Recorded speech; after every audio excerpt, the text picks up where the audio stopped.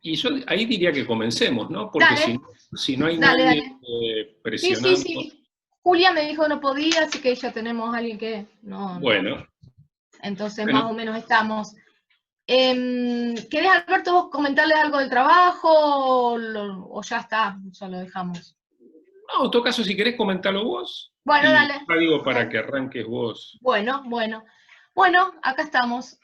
No, solamente antes de empezar a trabajar con lo que nos ocupaba hoy, mencionarles que en el aula virtual tienen un documento que dice trabajo práctico evaluativo. Ese trabajo práctico evaluativo es acreditable a la regularización y pretende recuperar lo que han venido trabajando particularmente como ejercicio en los foros y, digamos, las lecturas que han hecho hasta ahora. Como eso ahí indica, lo van a hacer con el acompañamiento del equipo de cátedra a partir del 15 de junio en las consultas.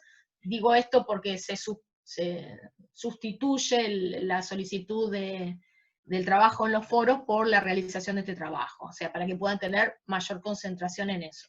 Ahora no vamos a hablar sobre las características de ese trabajo, porque bueno, tenemos este espacio para otro propósito, pero se pueden comunicar con nosotros para agendar una clase de consulta, tanto con Alberto, como con Julia, como conmigo. Bueno, bien, entonces, vamos a lo nuestro después de accidentado ingresos, y ahora estamos casi todos los que somos habitualmente. Como había anunciado Alberto en la clase pasada, lo que vamos a ensayar hoy es algunas ideas acerca del concepto de aprendizaje en relación con las escrituras autobiográficas. Para eso, en primer lugar, nos vamos a preguntar qué significa aprender, y luego nos vamos a preguntar de qué modo se cuenta una vida como una experiencia de aprendizaje, ¿no? Primero, ¿qué significa aprender? Y después, ¿de qué modo se cuenta una vida como experiencia de aprendizaje? Una vez que hayamos atravesado esa instancia, digamos, de poder definir de alguna manera los sentidos del concepto de aprendizaje y de qué modo el relato de una vida se anuda con el relato de un aprendizaje, nos vamos a detener en uno de los modos en particular de contar esa vida, que es el que vincula la idea de aprendizaje con la de ejercicio. ¿Por qué? Porque es para nosotros el más interesante, porque también nos va a permitir retomar una idea con la que hemos venido trabajando, que es la idea de la teoría como el aprendizaje de hábitos críticos. Entonces, nos permite trabajar en ese modo de contar la vida, nos va a permitir movernos en dos instancias diferentes. Bien, entonces, primero, ¿qué significa aprender? Aprender es, en el sentido en que nosotros nos vamos a ocupar, ¿no? Porque esto no es una cátedra de pedagogía, es una de las definiciones de lo humano. Una de las definiciones de lo humano. Somos los únicos animales que aprendemos en sentido estricto. Nos lleva mucho más tiempo que a las otras especies y lo hacemos durante el curso de toda nuestra vida. El aprendizaje está definido, o está relacionado para la biología con una de las condiciones de lo humano, que es la neotenia. ¿A qué se llama neotenia? Se llama a la inhibición o retardamiento de la adquisición de caracteres adultos por parte de nuestra especie. Significa esto que nosotros aprendemos prácticamente a lo largo de toda nuestra vida, ¿no? Como animales de esta especie biológica, aprendemos a lo largo de toda nuestra vida. Fernando Sabater, en El valor de educar, dice que mientras que otros mamíferos superiores aprenden mucho más rápido que nosotros, porque maduran antes que el cachorro humano, que el niño, al mismo tiempo envejecen más pronto que nosotros, y de una forma definitiva, porque en un momento dejan de aprender. Pero aprender en un sentido extenso del término, porque, repito, en un sentido estricto no aprenden, sino que repiten una conducta prevista por su programa natural. Dice Sabater también que esa es la razón por la que Robert Louis Stevenson le dijo una vez al médico que le decía que se cuidara para que no muriera joven, que en realidad todos los hombres y mujeres, si quieren, moríamos jóvenes, porque siempre somos jóvenes, porque siempre, hasta el último momento, estamos en posibilidad, en disposición de aprender. Nacer, entonces, es entrar en un mundo en el que estamos sometidos a la obligación de aprender. Estamos sometidos a la obligación de aprender. Esto es importante, digamos, señalarlo así, no es una posibilidad, sino una obligación de aprender para sobrevivir.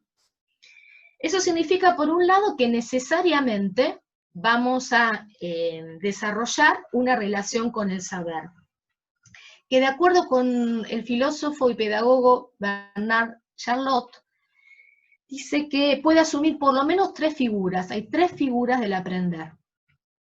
Podemos aprender de objetos o con objetos, ahora vamos a ver.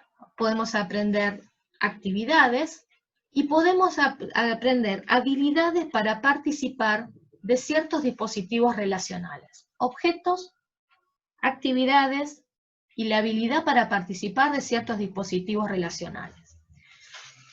En lo que respecta al aprendizaje de objetos, Charlot distingue 2 tipos de objetos. Le llama objetos saberes y objetos en los cuales está, digamos, que son objetos que son necesarios para aprender a utilizar. O sea, son objetos transitivos, objetos útiles o objetos en los cuales está depositado el saber. Entre los objetos que está depositado el saber son objetos, por ejemplo, como los libros, monumentos, emisiones televisivas, obras de artes, es aquella en donde se ha depositado algunos signos de la cultura. Mientras que los otros hay que aprender meramente a utilizarlos para poder justamente vivir, como un cepillo de dientes, la computadora, la aplicación Zoom, es decir, alguna cuestión meramente transaccional. En cuanto al aprendizaje de actividades a dominar, estas son de naturaleza diversa. Podemos aprender a leer, aprender a nadar, andar en bicicleta, a escribir. Finalmente, en relación con la participación en ciertos dispositivos relacionales, podemos pensar en apropiarse de las reglas de cortesía, aprender a saludar, aprender a decir gracias, pero también a participar de dispositivos relacionales mucho más complejos. Por ejemplo, las reglas del juego de una relación amorosa. La literatura ha ilustrado muchas veces estas figuras del aprender, tanto que cada uno de nosotros podríamos tener nuestros propios ejemplos. Pero para señalar algunos, y en términos generales, podemos reparar, por ejemplo, en todas las escenas de lectura que pueden encontrarse en las novelas biográficas, para imaginar qué significa aprender a disponer de ciertos objetos saberes, o sea, qué significa aprender a leer ciertos objetos escritos, digamos, textos escritos. O en el aprendizaje de destrezas por parte de los personajes de las novelas de aventura, que implica tanto el uso de objetos como el dominio de actividades. En cuanto a la tercera figura, la idea de que participamos de ciertos dispositivos relacionales, tal vez podríamos pensar que la literatura ha ilustrado menos las competencias que desarrollamos en relación con ellos, o sea, las posibilidades que tenemos de aprender a participar de esos dispositivos relacionales, como las dificultades, o en todo caso las dificultades para transitar esa relación con el saber. En eso podemos pensar en historias de amores contrariados, malentendidos trágicos, desventuras de aplazados, gente que después de un sueño intranquilo se despierta convertida en un monstruoso insecto. Son gente que no, se supone que, si lo pienso en términos pedagógicos, no ha aprendido a participar de ciertos dispositivos relacionales. Ahora bien, ya sabemos que la teoría trabaja con las evidencias del sentido común. Entonces, más allá de las certezas que tenga la biología acerca de las condiciones de la especie humana, ¿qué significa ser nuevo en el mundo? ¿En qué sentido estamos obligados a aprender por ser nuevos en el mundo? Y otra pregunta, ¿cuándo se nace a la vida? ¿Es el nacimiento a la existencia equivalente al nacimiento a la vida. Es lo mismo nacer en el sentido de un parto biológico que nacer a una experiencia de vida. Estas preguntas son fundamentales para pensar la vida en términos de aprendizaje por dos motivos. En primer lugar, porque definen la forma del relato de una vida. Si se asume que, por ejemplo, que la vida, en el comienzo de la vida está al inicio de la existencia, para la especie, o sea, eso que define un parto, la vida asumirá la forma de una narración en la que la serie temporal coincidirá con la causal. Es decir, todo lo que ocurra antes probablemente se representará como la causa de lo que ocurra después. Es una serie que, si se quieren, pueden llamarla en términos cronológicos, ¿sí? Pero en la palabra cronológica hay que reparar tanto en el crono, o sea, en la serie temporal, como en lo lógico, es decir, que todo lo que pasa antes hace causa de lo que vendrá. Yo leía esta semana una intervención de Julia en uno de los foros, que a alguien de ustedes les decía con mucha pertinencia, ¿qué hay en esa niña que cuenta sílabas, que era Nora Lange, para que luego se convierta en una escritora? O sea, ¿por qué Nora Lange se autofigura como una niña que cuenta sílabas, ni bien escucha las palabras, para que luego sea una escritora? La pregunta que podríamos hacernos. Si Nora Lange se hubiera dedicado a la pintura, hubiera contado la costumbre, o hubiera pensado como causa de su condición de escritora el hecho de contar sílabas de las palabras cuando era pequeña, bien, evidentemente ahí se plantea una hipótesis correlativa entre el tiempo y la causalidad, que implica que lo que ahora soy es producto de lo que fui ayer. Esa es una de las formas de contar una vida, en donde el inicio de la existencia coincide con el inicio de la vida. Esas vidas son llenas de sentido, en cada una de las acciones y sucesos narrados. Entiéndase bien, están contadas como si estuvieran llenas de sentido, como que todo lo que cuenta tiene sentido, es consistente, es coherente. Si por el contrario aceptamos que el comienzo de una vida no coincide con su inicio, que el comienzo de una vida no coincide con su inicio, advertiremos que la vida no precede a la vida como texto, que la vida no precede a la vida como texto, sino que, como enseña la palabra biografía, estaremos frente a eso, a una biografía, a la escritura de una vida. Entonces, fíjense cómo podemos pensar de dos maneras diferentes. Dijimos el concepto de inicio y el concepto de comienzo. Diferenciamos inicio a la existencia, comienzo a la vida. Comienzo a la vida es la significación de un inicio. Vamos a volver después de esto, que podemos pensarlo como dos morales de la forma de una vida, en un momento más adelante. Por ahora quiero detenerme en otro sentido fundamental de la idea de aprendizaje como condición de lo humano. Para eso voy a recurrir a un concepto de Hannah Arendt, que es el concepto de natalidad. Habíamos dicho que éramos, para la biología, seres definidos por nuestra neotenia, por ser siempre nuevos, ¿sí? Que estamos siempre dispuestos al aprendizaje. La natalidad es otra de las razones por las que los humanos somos siempre nuevos. La natalidad es otra de las razones por las que los humanos siempre somos nuevos. Y la educación tiene que ver con la tarea ética de cuidar ese nuevo comienzo que representa cada hombre y cada mujer.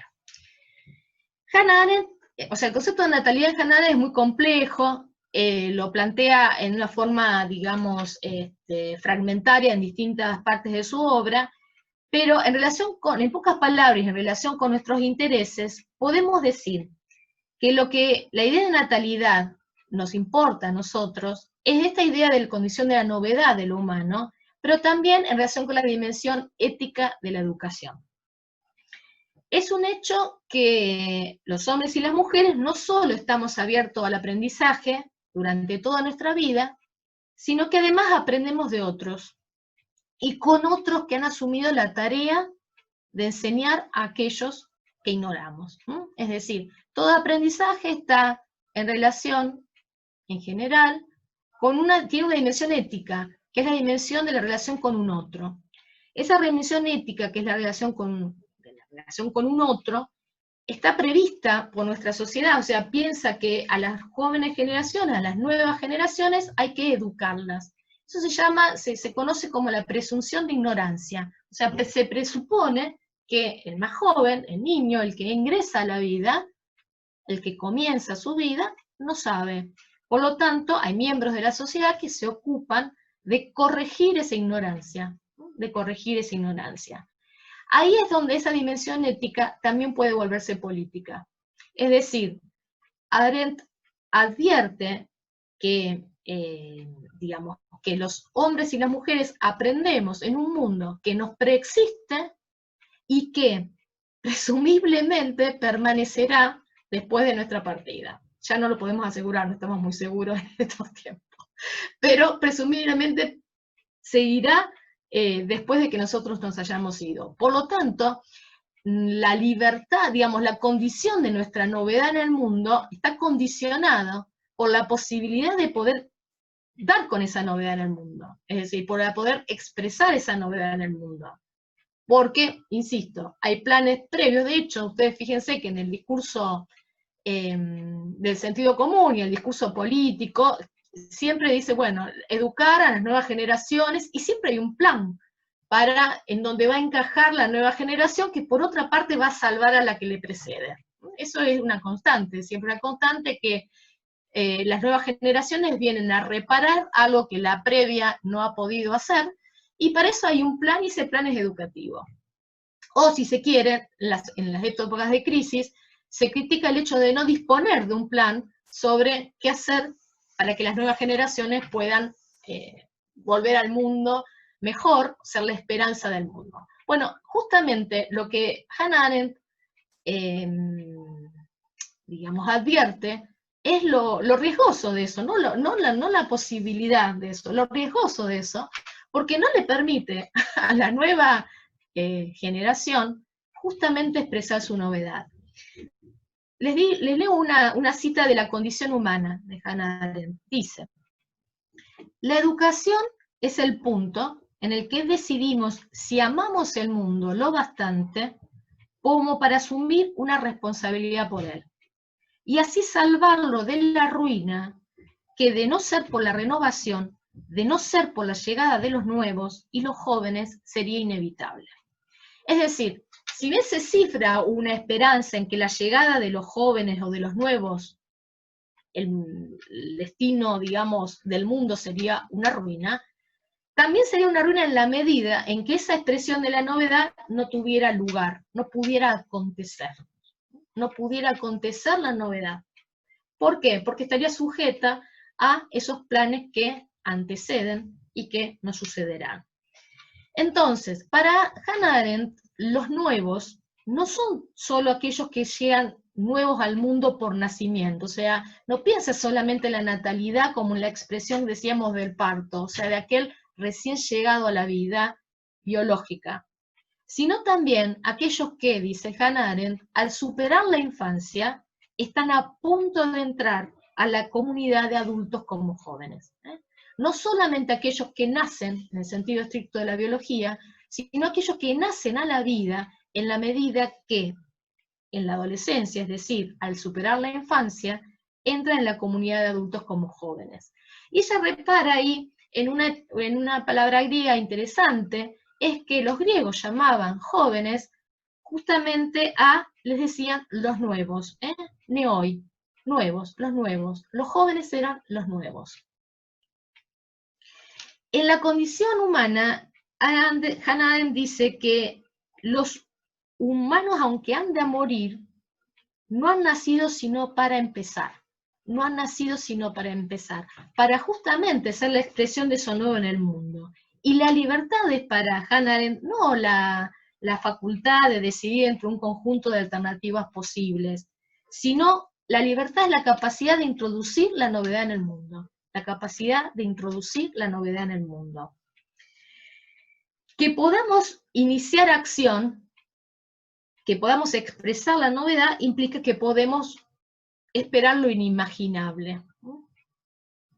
Eso en realidad, insisto, no tiene nada de una expectativa de orden romántica, sino en el sentido práctico del orden político. Es decir, permitirle a la nueva generación expresar su novedad. Sin novedad no hay aprendizaje, tan solo instrucción, tan solo reproducción. Sin novedad no hay aprendizaje. Por eso es también ahí algo que yo les decía al principio, solo podemos pensar que los animales aprenden por extensión del término. Los animales no aprenden porque no producen nada nuevo. Es decir, el animal lo que hace es reproducir el programa de su especie. El castor hace el mismo castor que su padre castor. El hornero fabrica la misma casita del hornero de su padre, no innova, ¿sí? Nosotros desarrollamos la arquitectura, el hornero vuelve a hacer la misma casita del hornero y todos esperamos que haga la misma casita del hornero. Ahora, el humano se espera que aprenda a hacer otra casa, ¿sí? No la casita de su padre, o sea, que pueda expresar su novedad. Dice Hannah Arendt que una educación atenta a nuestra condición natal, a nuestra natalidad, es la única posibilidad del inicio de algo nuevo, es la única posibilidad de algo nuevo. De construir un futuro que no esté previsto, un futuro que en ese sentido sea, y lo dice así, un acontecimiento, algo que disruptivo.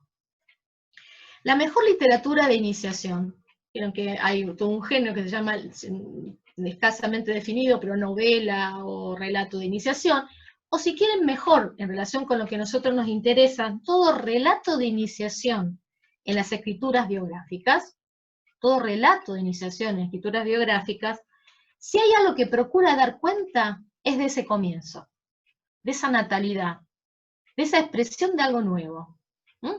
Procura, insisto, procura, es decir, busca los medios de representación en algo que no cambia, en algo que no es nuevo, que son las posibilidades limitadas del repertorio limitado del lenguaje, trata de nombrar eso nuevo, esa experiencia de alguien que llega nuevo al mundo.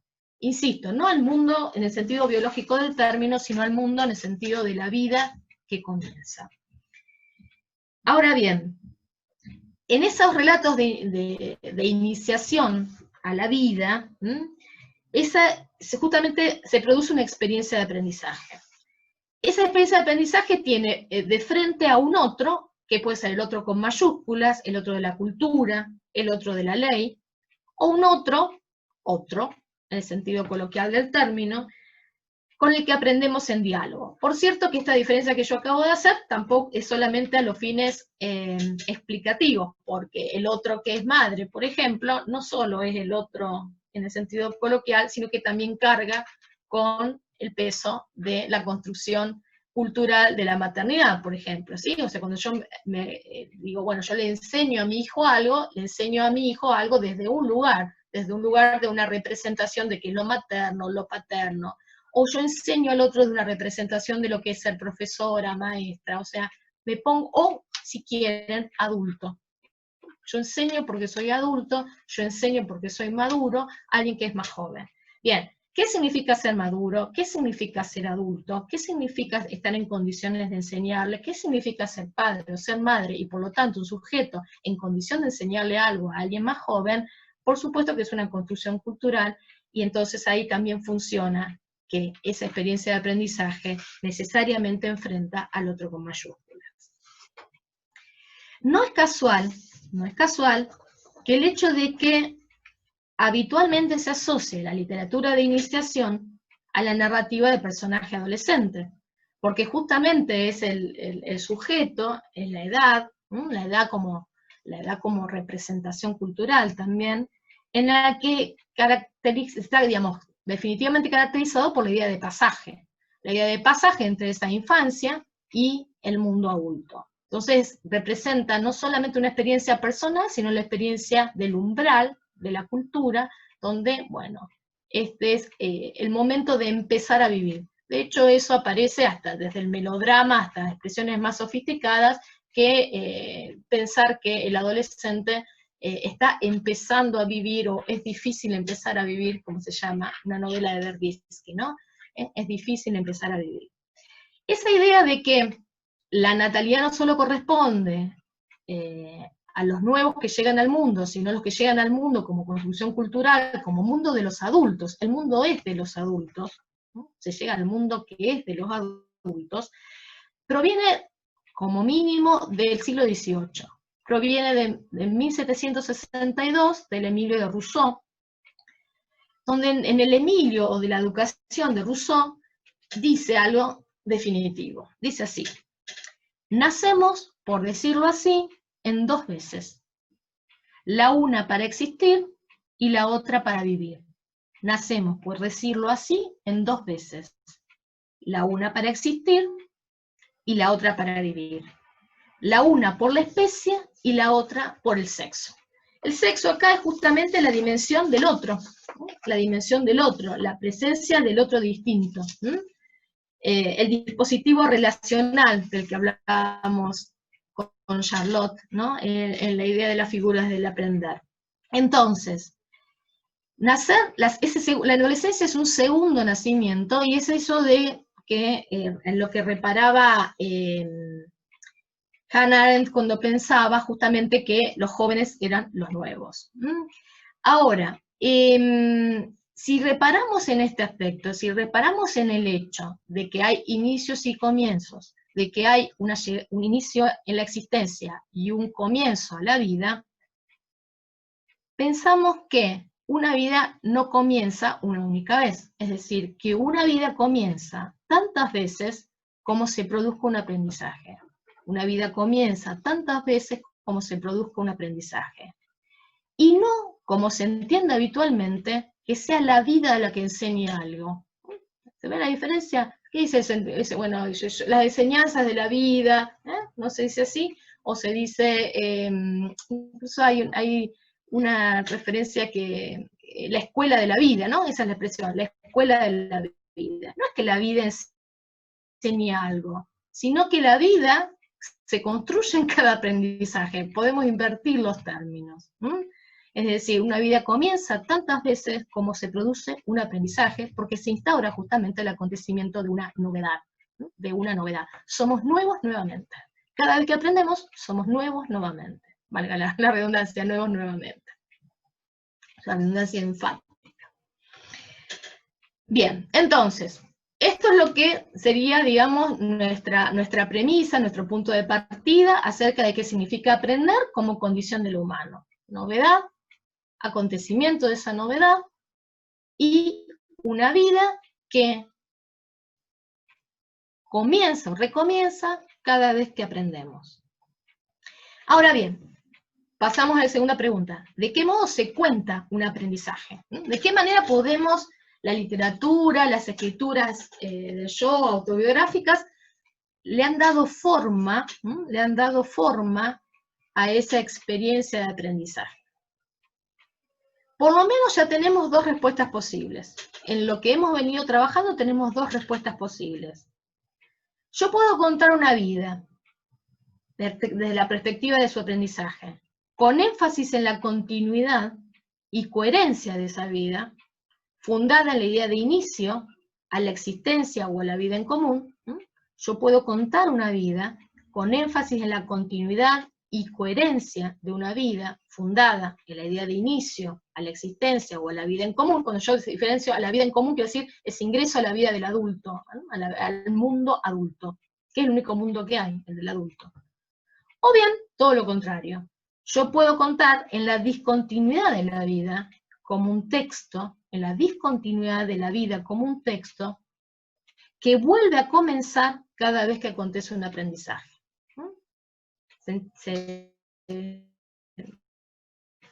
Este sería el momento que, como espero, les cuento que están entendidos. Es decir, ¿se entienden entonces los dos puntos de vista? ¿Sí? O sea, por un lado, la idea de una continuidad, un énfasis en la continuidad, la coherencia de una vida fundada en la idea de inicio, y el inicio ya sea la existencia o la vida en común, y por el otro lado, en la discontinuidad de la vida como texto, que vuelve a comenzar cada vez que acontece un aprendizaje. Lo interesante es que estos dos sentidos, estas dos formas de contar una vida, ya están previstas de alguna manera en la etimología de la palabra aprender. En la palabra aprender, en la deriva de la palabra aprender, en la deriva etimológica, en la historia de la palabra, existen estos dos modos, existen de alguna manera estos dos modos de contar una experiencia de aprendizaje. La palabra aprender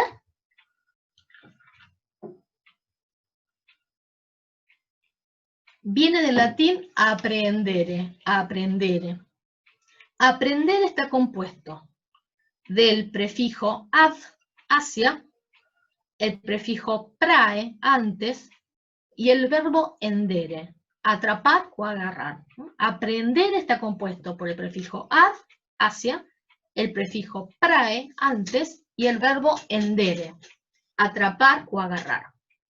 Por eso, prendere se vulgarizó en prendere, o sea, prendere como con H intermedia, se vulgarizó en prendere, como suena, por lo que aprender forma parte de la familia de palabras, tanto de prender como agarrar, como de sorprender.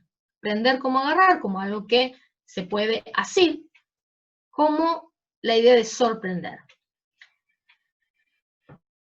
Esta deriva etimológica es interesante si aprendemos que esos sentidos son opuestos. La idea de aprender, capitalizar, obtener, y la idea de sorprender como un salto, como justamente el inicio de algo nuevo. En el primer caso, si yo pienso en términos del aprendizaje, en términos de agarrar, de asir, de prender, el aprendizaje es un reconocimiento sobre la línea recta de la intención, la temporalidad sucesiva y la dirección que representan los logros, ¿sí? Un reconocimiento, fíjense, no un conocimiento, un reconocimiento, un volver a conocer, de alguna manera, en alguna forma de la tautología, sobre la línea recta de la intención, la temporalidad sucesiva y la dirección que representan los logros. O sea, por ejemplo, es la idea que enuncia un currículum vitae. ¿Qué es un currículum vitae? Yo no presento en un currículum vitae mis fracasos, mis tanteos, mis desaciertos, mis vacíos y lagunas, en mi caso porque no los tengo, no, muchos, pero están en otra hoja. Pero en un currículum vitae, ¿qué se plantea? Una enumeración prolija de los logros. Y cuando más prolijas, más consistentes sean los logros, mejor se puede advertir en ese currículum, que es una carrera de vida, justamente es un camino, un recorrido de vida. Cuando mayor consistente es un currículum, más apto es, más adecuado a las expectativas sociales es. No es un adecuado a las expectativas sociales que uno se haya formado como bailarina clásica y termine como, no sé, profesor de matemática. No, lo que se espera es que uno cuente sílabas cuando era pequeña y sea profesora en letras o escritora de grande, ¿sí? Es decir, que haya una consistencia. Y eso implica justamente no haber perdido el tiempo, haber recorrido las instancias de un progreso que tiene que acabar justamente en la forma más lograda, en la forma del logro.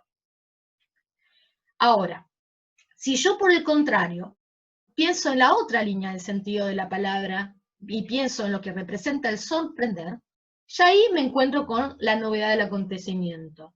Y ahí ya no tengo una línea sucesiva, no tengo un currículum vitae. Tengo la línea quebrada de una espiral, las vueltas de una espiral, y el tiempo justamente del acontecimiento. Si ustedes se fijan en el tiempo, en la forma que representa una espiral, hay formas que son visibles.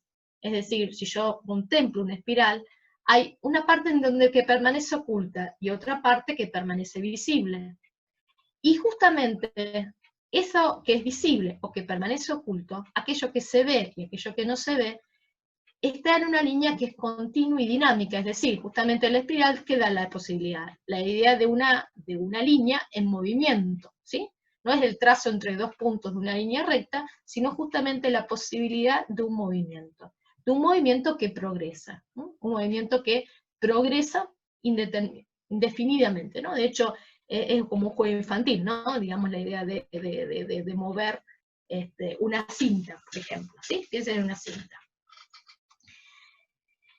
Esas dos formas, ¿sí? Esas dos formas de contar una vida como experiencia de aprendizaje son las que quise ilustrar de alguna manera con la propuesta de la lectura de los fragmentos autobiográficos de el prólogo que Miguel Briante escribe a la publicación en 1987 de Las hamacas voladoras, un libro de cuentos que ella había publicado en 1964, y por oposición la nota autobiográfica, el fragmento de la nota autobiográfica de Rodolfo Walsh, en donde, bueno, justamente también en los dos tratan, digamos, lo que podríamos llamar una verdadera tópica, que, digamos, del discurso autobiográfico de escritor, que es cómo me volví escritor. Es decir, los dos están contando, tanto Miguel Briante como Rodolfo Walsh, cómo me volví escritor. Cómo que soy yo, soy aquel que ayer nomás decía. El texto de Briante, eso por las dudas que para que lo tomen en cuenta, es lo que yo se los había dejado en las citas que tenían en el aula virtual. El texto de Briante, como les decía, es el prólogo a las hamacas voladoras, que lo escribe en 1964, o sea, cuando Briante tiene 20 años. Briante había nacido en el año 1944. Entonces, por eso él dice, como procedimiento de autofiguración, como hemos aprendido, lo que él hace es construir una genealogía. Dice que esos textos, esos cuentos que se incluyen en las hamacas voladoras, pertenecen a sus años de formación. Los define como, dice, la lonja que va de sus 15 a 21 años, ¿no? La lonja que va, o sea, el periodo de tiempo que va entre sus 15 y 21 años, un adolescente, él escribió esos cuentos, que publica a los 20. Y también, no solamente, digamos, en el origen está de esa obra su adolescencia, sino sus lecturas de Borges, y que dice sus lecturas que van de Joyce a Borges, y también una marca de estilo de época. Él cree reconocer en los años 60 un estilo confesional, dice todos los escritores de esa época nos confesábamos en nuestros textos, y de ese origen, digamos, de ese punto de partida que él construye como origen de su obra, las lecturas, el clima de época, vamos a llamarlo de esa manera, su propia biografía adolescente, él cree reconocer rasgos antropológicos, así lo llama, rasgos antropológicos de ese aprendizaje furioso en el escritor que es 25 años después. Es decir, le perdona al escritor joven que fue aquello que todavía permanece en él 25 años después, producto de ese aprendizaje furioso. Es decir, lo que Briante está haciendo es planteando una continuidad, ¿sí?, entre ese, como yo le decía, apelando a Rubén Darío, a que ayer nomás decía, en los años 60, para volverlo a encontrar en su presente, y esa relación, esa continuidad, esa secuencia, no solo se funda en la identidad referencial del escritor, no solamente que él sigue siendo Miguel Briante, digamos, como una construcción identitaria, si se quiere, cívica, el nombre propio, ¿no? La unidad que le confiere el nombre propio, la existencia de una vida en el sentido cívico del término, sino también por cierta lealtad a ese aprendizaje, ¿sí? Por eso prefiere no borrarlo, ¿sí? No quiere desconocer su adolescencia, ese momento, digamos, de producción del origen de su obra. Hay insisto, una continuidad sostenida sobre la identidad referencial del escritor, sobre la identidad de una vida en el sentido biológico o cívico del término, pero también a cierta lealtad a su pasado. Por eso prefiere no borrarlo, en una escritura en donde dice que lo autobiográfico se entreveraba con todo aquello que aprendíamos. La razón por la cual le guarda lealtad a ese escritor joven que fue, es porque ahí se jugó su vida. De acuerdo con él, lo autobiográfico se entreveraba con todo aquello que aprendíamos. Fíjense, reparen en la indecisión entre las esferas de esa escritura concebida como vida, autobiográfico, y como aprendizaje. O sea, aprendizaje y vida se conjugan en esa afirmación del origen en continuidad que plantea Briante. El texto es muy breve, pero es sumamente complejo en sus afirmaciones. O sea, podríamos construir muchos problemas a partir de esas pocas, hay muchos problemas en juego ahí, ¿no? Digamos, la constitución, digamos, de la figura del escritor, los procedimientos de su autofiguración, algunos de los que nosotros ya hemos visto, pero tanto a partir de lo que dice como lo que permite leer, ¿no? Que se deja leer. Pero por el momento solo quiero reparar en eso, en la continuidad que plantea entre el joven escritor y el escritor que ha madurado. ¿Por qué? Porque ahí vemos que el aprendizaje y la vida permanecen en la misma serie temporal. Y por lo tanto se puede reconstruir una transformación. ¿Sí? El orden del aprendizaje y de la vida que se cuenta ahí es la idea de una transformación. Es una misma forma que permanece de alguna forma de identidad, pero se transforma. Va adquiriendo una forma, que esa es básicamente la concepción más cercana, digamos, al sentido común, ¿no? En el sentido de, incluso hasta en el en el propio léxico, si yo pienso que la raíz de la palabra adolescente y la raíz de la palabra adulto es la misma. Es la misma. Un adulto es alguien que ya creció.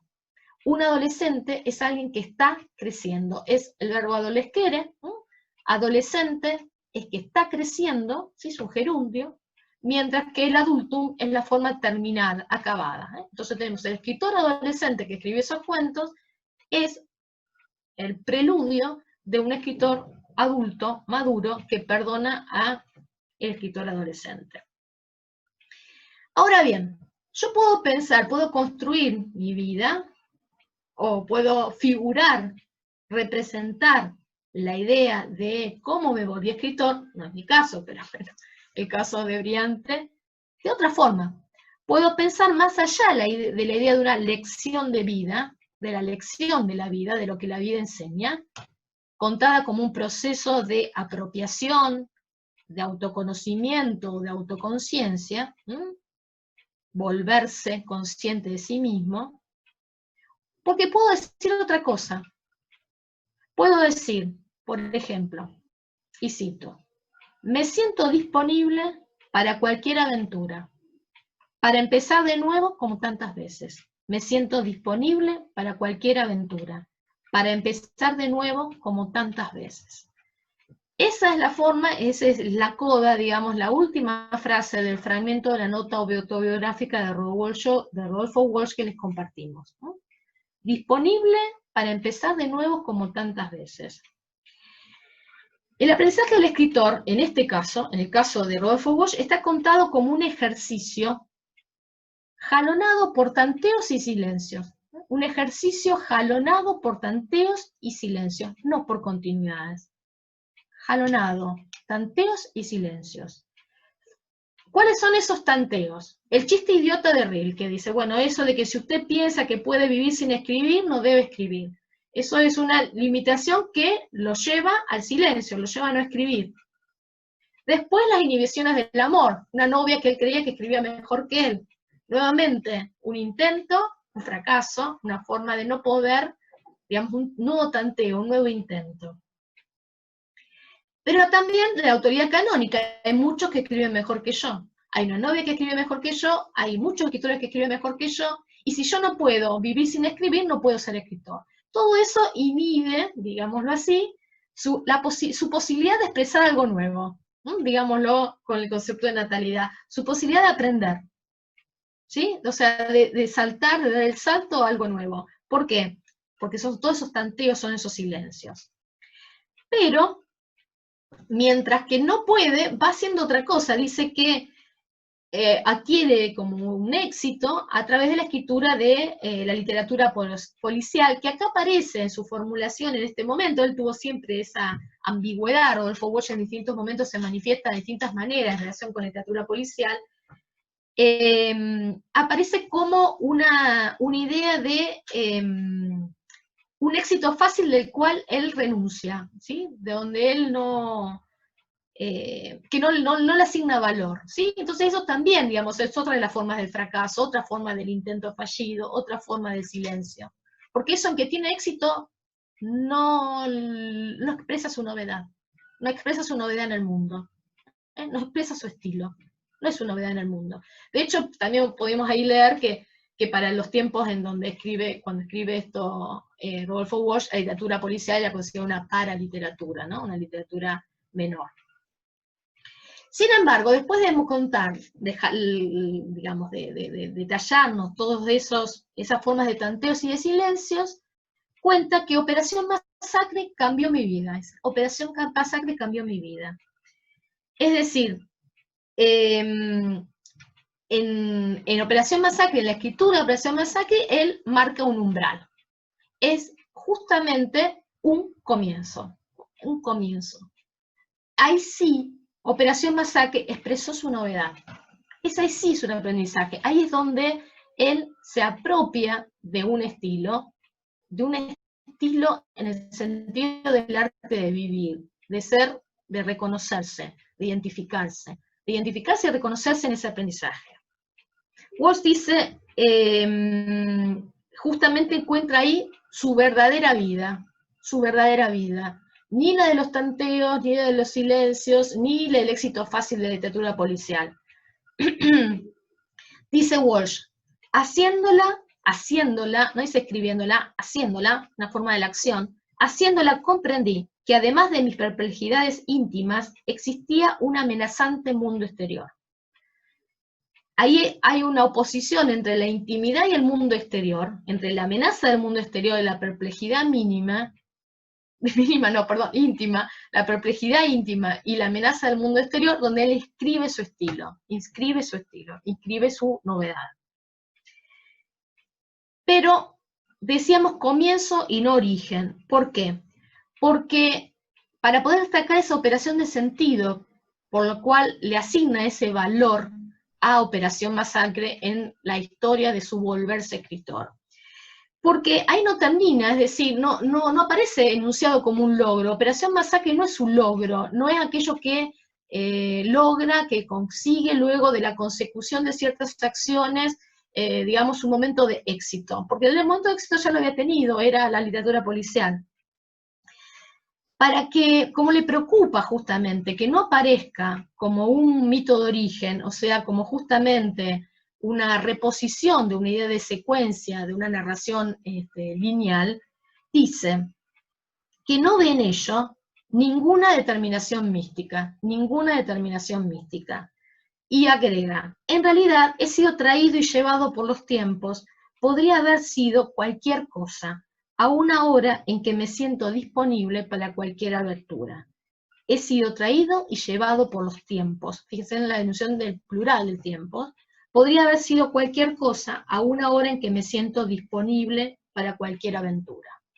Ahí tenemos que destacar el hecho de rechazar la determinación mística de un origen, el hecho de que podría haber sido cualquier cosa.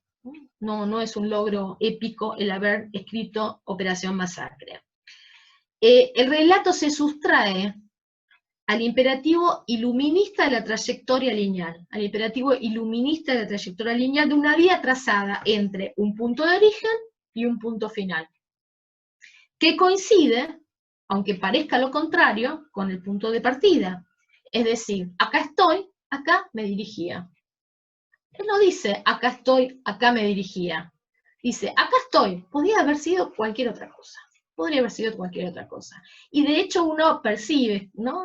Hay algo en esa expresión que casi desea, ¿no? Desea, digamos, de sujetarse de lo que es.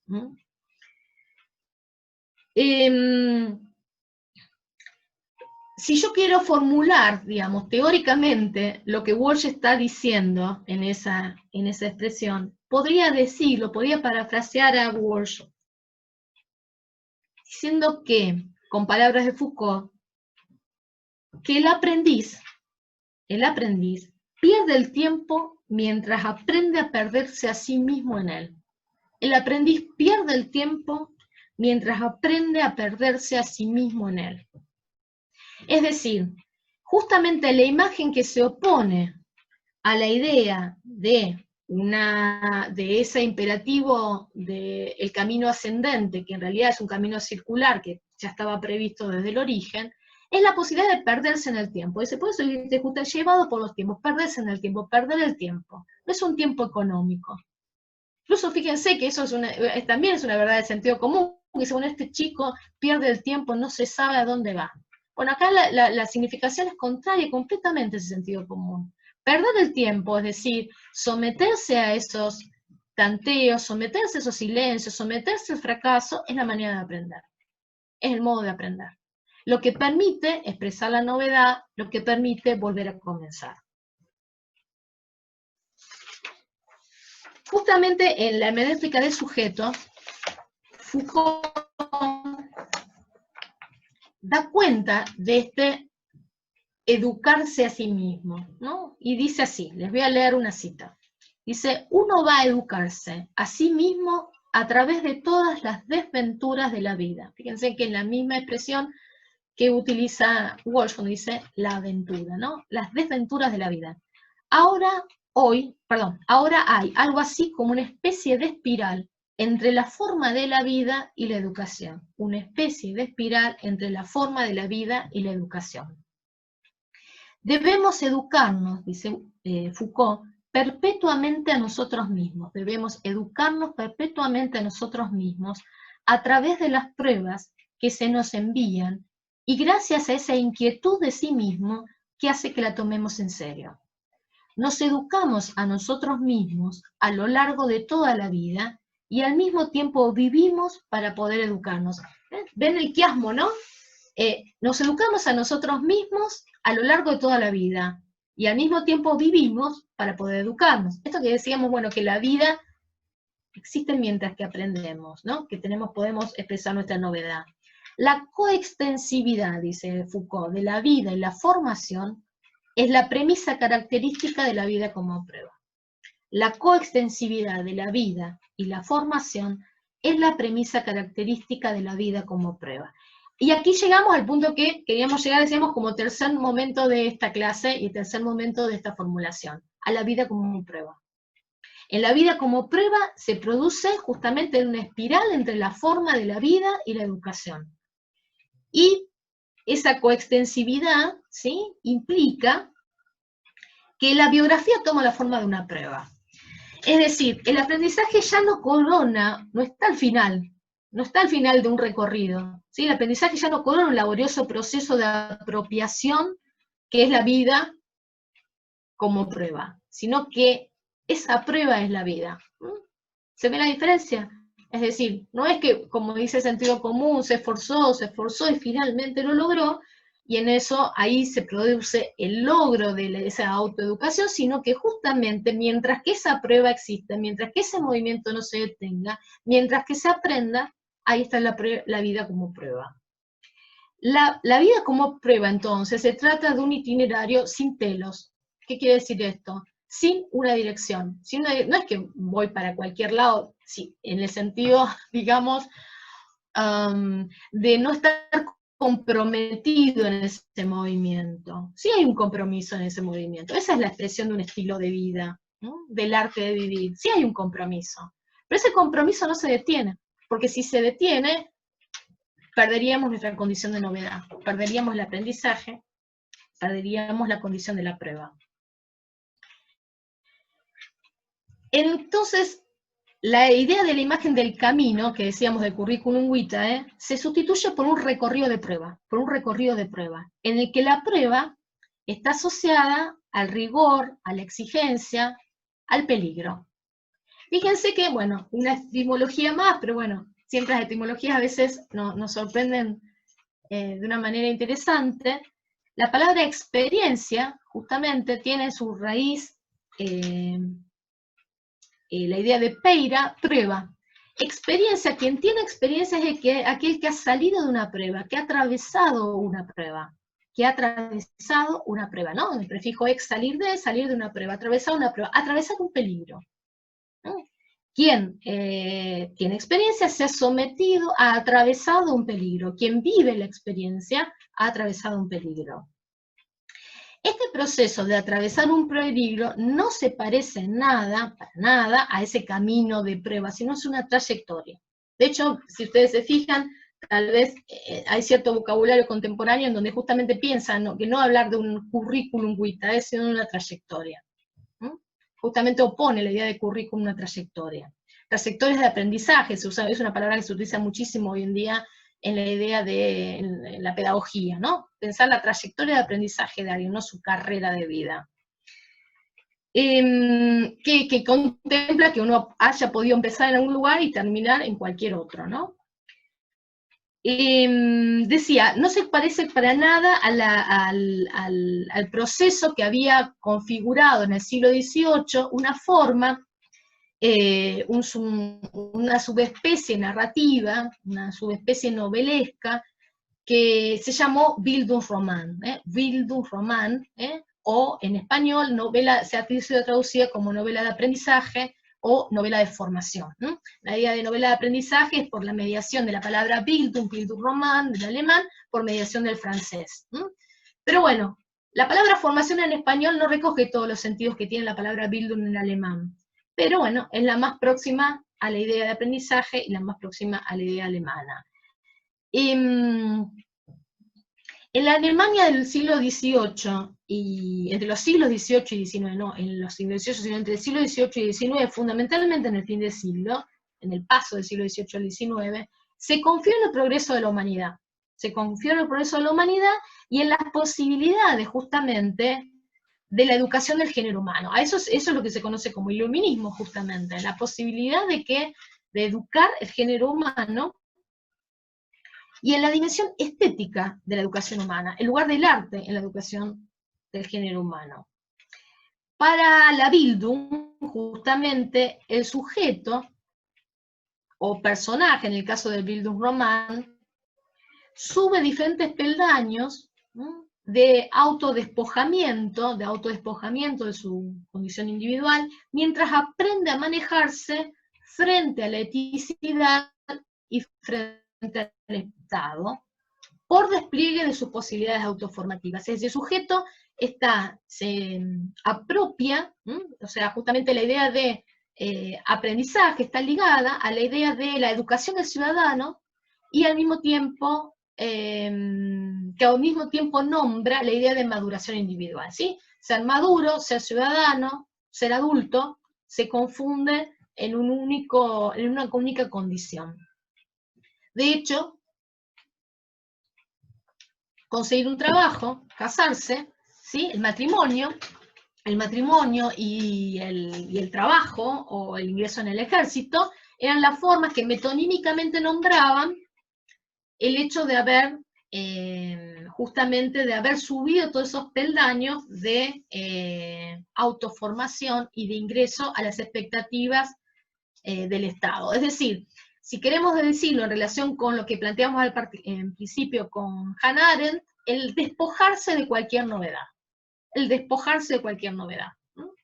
Se era un buen ciudadano, se cumplía con todas las expectativas, digamos, de la educación iluminista en la medida en que se despojaba de cualquier novedad y se sometía al programa de lo esperable.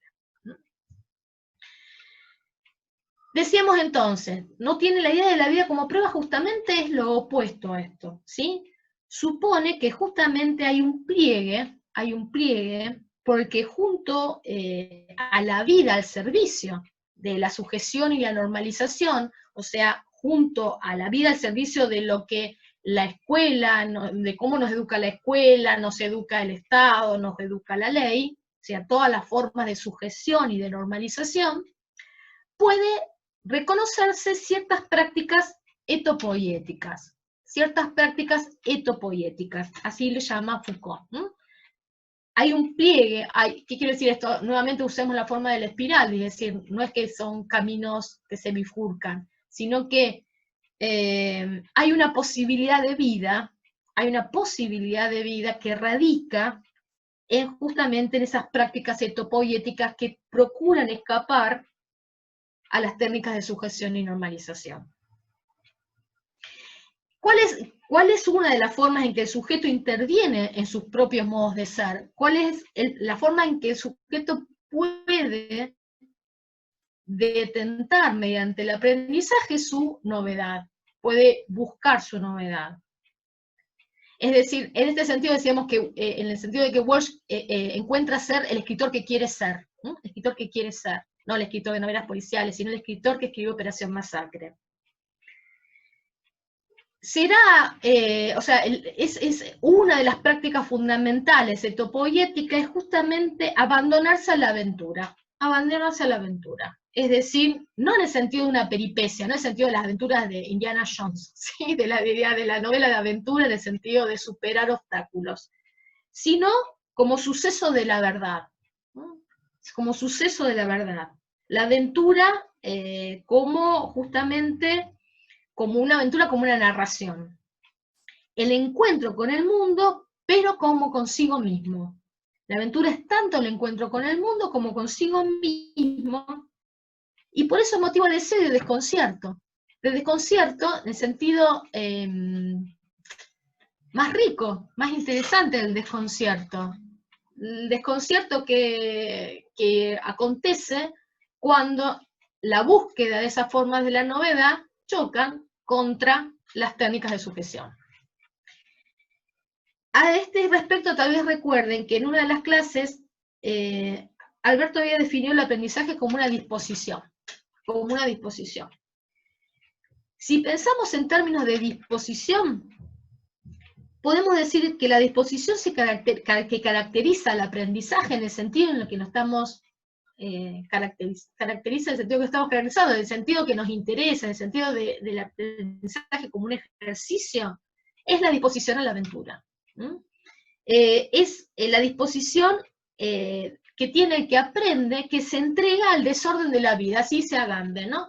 El que acepta, digamos, la vida como prueba, el que se dispone, está en disposición, o sea, desarrolla las disposiciones para la vida con prueba, se entrega al desorden de la vida. Esto a lo mejor podría parecer en principio, ¿cómo decirlo?, de tan metafórico, filosófico, a ver, como de un orden, de una abstracción que en principio no tendría ningún efecto, ¿no? Que no se pudiera percibir, aunque lo hemos visto funcionando en el texto de Walsh, por ejemplo. Pero yo quisiera mostrarles un ejemplo muy concreto, muy sencillo y muy concreto, donde se ve esa disposición. Quería contarles algo que pasó en uno de los foros, no en este último, digamos, seríamos en el penúltimo. Era el foro de discusión de la obra al texto, ¿no? Una de las alumnas, generalmente se han conjugado ese foro con que, bueno, se le hace una propuesta, ustedes han escrito en esos foros, y Juli y yo hemos dialogado con cada uno de ustedes a partir de esa modalidad que prevé el foro. Pero hubo un caso en donde ese diálogo, alguien entendió exactamente de qué se trataba ese foro, de qué se esperaba en ese foro, y me contestó. Es decir, no quedó en que yo pongo esto, la profesora corrige, no devuelve en diáloga conmigo, sino que volvió a contestar. Entonces, la persona que sigue dialogando, que es uno de ustedes, que no viene al caso, escribe esto. Claro, profe, esa expresión me pareció muy significativa, como una especie de revelación. Ah, claro, profe, dice, entiendo lo que me señalás.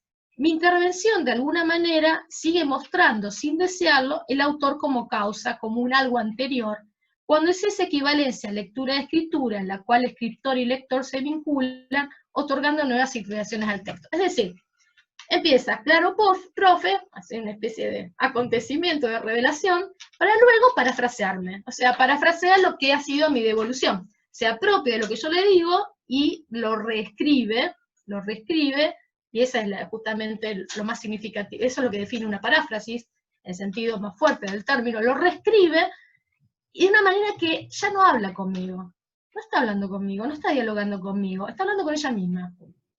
Después de claro, profe se olvidó de mí, que es lo que corresponde, y está escribiendo, hablándose a sí mismo en el contexto del descubrimiento de un nuevo sentido que no había previsto en la primera lectura.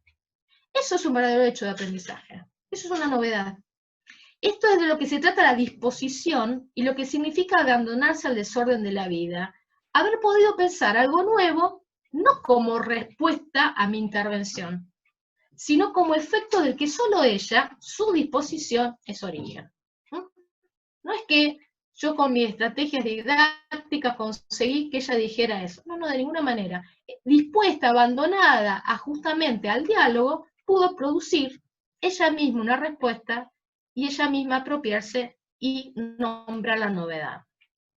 Entonces, quería mostrarles este ejemplo para que vean en qué sentido esto se puede pensar muy concretamente, muy concretamente. Y eso es que justamente cuando nosotros hablamos de de disponer del ejercicio de hábitos críticos es es que no que respondan, reproduzcan lo que nosotros decimos o se limiten a un ejercicio en el sentido de una actividad, en el sentido pedagógico del término, ejercicio 1, ejercicio 2, ejercicio 3, sino que se pongan en ejercicio, es decir, que se pongan a disposición de aprender, de reconocer algo nuevo.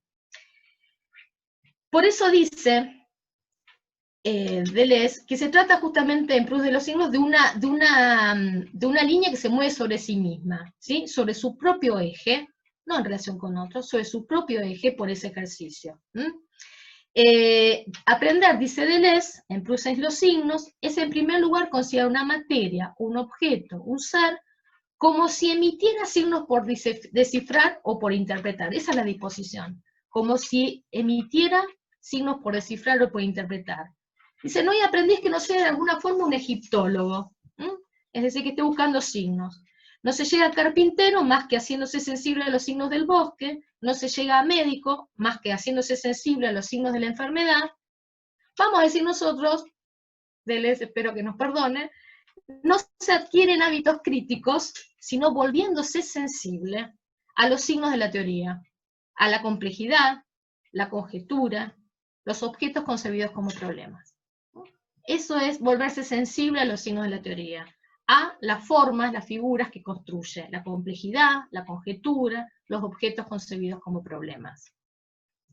La palabra ejercicio hace alusión a exercitium, que eso lo van a encontrar en el texto de Bárcena que tienen para la lectura de esta semana, que derivado de exercere significa la acción de transformarse a sí mismo.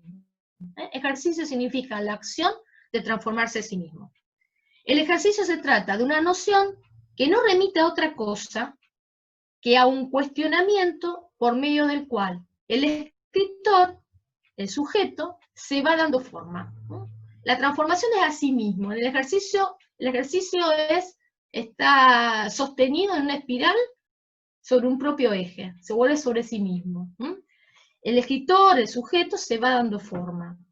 En el ensayo de la ejercitación de Montaigne, dice así, Montaigne: es difícil que la razón y la instrucción puedan por sí solas hacernos aptos para llevar a la práctica nuestros proyectos. Es difícil que la razón y la instrucción puedan por sí solas hacernos aptos para llevar a la práctica nuestros proyectos. O sea, la razón, digamos, a pesar de lo que pensó, digamos, la filosofía del siglo XVIII, no difícilmente, ¿sí?, pueda volvernos aptos para realizar nuestros proyectos. Si por medio de la experiencia no ejercitamos y templamos nuestra alma al género de vida que queremos llevar. La razón y la instrucción son insuficientes, no nos sirven para volvernos aptos, no nos sirven para aprender, si no nos ejercitamos y templamos nuestra alma al género de vida que queremos llevarla. La vida es un género. La vida es un género. Dijimos que teníamos distintas formas de contarlo como experiencia de aprendizaje. Acá lo dice Montaigne. La vida, el género de vida. La vida se escribe con un estilo determinado. La vida se escribe con un estilo determinado, y en el caso de Montaigne, esa forma es el ensayo, que nosotros vamos a trabajar en las semanas próximas.